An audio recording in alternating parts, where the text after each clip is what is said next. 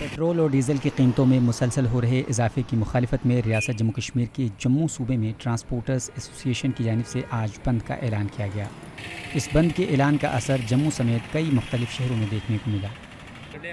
हड़ताल की वजह से स्कूली तलबा और दफातर जाने वाले अफराद को सख्त मुश्किलात का सामना करना पड़ा। 1 घंटे से खड़ा हूँ, कोई बस नहीं चल रही है। मुझे पेपर देने जाना है, एग्ज़ाम है रेलवे का, और यहाँ पर बहुत देर से खड़ा हूँ, कोई बस नहीं आ रही है।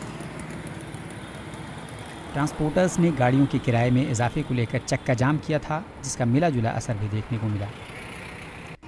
ट्रांसपोर्टर्स का कहना है कि हुकूमत तेल की कीमतों में मुसलसल इजाफे कर रही है, लेकिन किराए और ट्रांसपोर्टर्स के लिए कोई भी सहूलियात दस्तयाब नहीं है।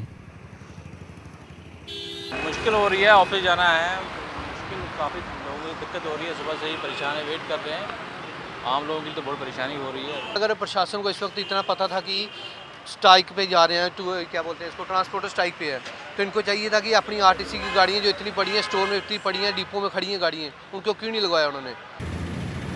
अब ऐसे में देखना दिलचस्प ये होगा कि इस तेल की बढ़ती कीमतों के दरमियान कब तक आवाम को मुश्किलात का सामना करना पड़ेगा। PTV भारत के लिए जम्मू से अमित कुमार की रिपोर्ट।